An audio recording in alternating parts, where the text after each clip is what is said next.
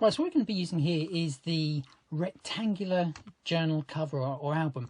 I particularly love this one. This is really, really well thought out. So the actual size of this one is, let me just get myself a ruler, okay, just so you can see. This one is 22 centimetres in width, and that's by about 14.5 in height. So it's a really, really nice, substantial size. As I said, what I really love about this is the fact that it's got lots of dimension, as you can see there. So you can add all of your real 3D embellishments inside of there, and then you can still place it inside or on your bookshelf.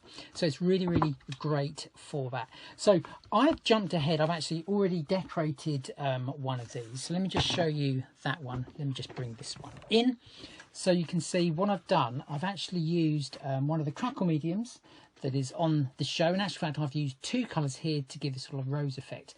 And you can see the sort of the cracked effect that you can actually achieve, and it just sort of makes the whole thing look a little bit antique. So to actually apply that, here we go. This is the texture paste. There is copper, and there's also a platinum colour as well.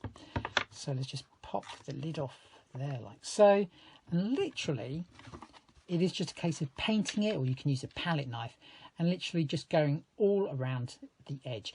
The reason I haven't stuck it actually in the centre part on the front of the journal or album cover is the fact that I'm going to be decorating that. I'm going to be sticking a card element onto that. So go all the way around. Now, the thicker that you actually apply the paste, then the deeper the cracks, or more pronounced they're going to be. Now, it does say that you can be using a heat tool, but the cracks will be less pronounced. So I prefer to actually leave that overnight, and then I went over again with the platinum colour, and like I say, it gave this sort of aged effect, which is absolutely perfect for this particular project. Okay, so let's just move all of this aside for a moment. Like I say, just let that one dry. Just quickly clean the brush, and then we can get on with the project at hand. So let's just pop that on there, and again, when you're not using it, just make sure that you reapply the lid there on your texture paste.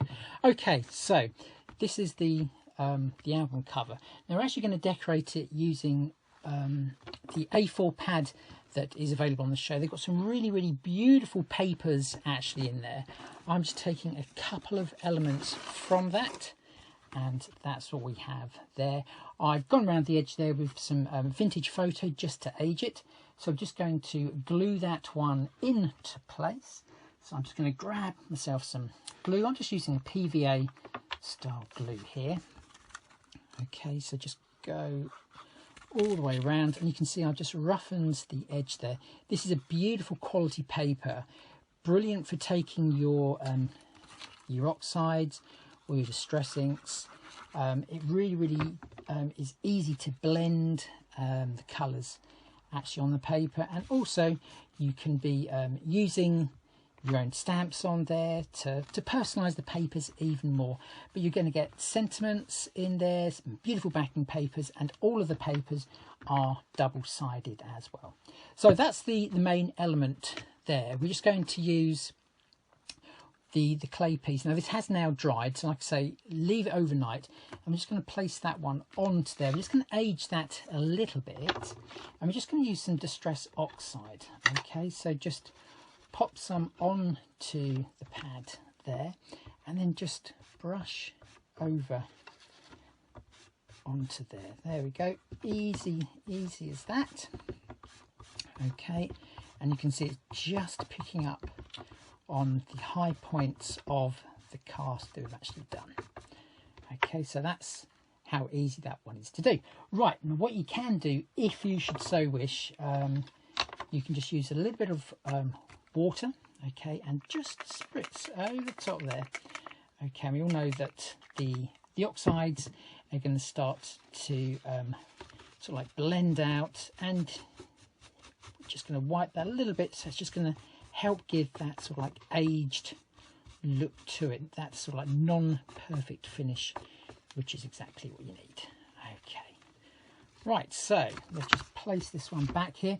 We're just going to use some 3D glue here. You can actually be using the 3D gloss gel that is also on the show. And I'm just going to place that over there. Okay, so just press that one down, just hold that in place.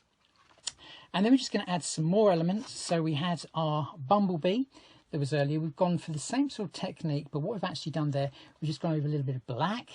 You can just go over that again with a little bit of the oxide. Whoops. And again, we're just going to stick that one down. So the verse or the greeting on here, it says, "The flower doesn't dream of the bee, it blossoms and the bees come." So really beautiful little sentiment. We're just going to pop the little bumblebee onto there. I've just got a couple of other elements here. We've used the botanist mould for these. So just going to place these on like so. And then I'm just going to stick these ones down. Okay. Now, if you're unsure, then what I recommend is just lay everything out dry to start with, okay? If you're not confident about where you want to put anything. Okay, let's just pop another leaf at the back here, just so it's going to support the flower that's going to go on top, like so. And let's just pop that one down there. So a little bit more glue just onto there, and then just place that one like so. Make sure you can see the verse. Of course, we're using glue, 3D glue.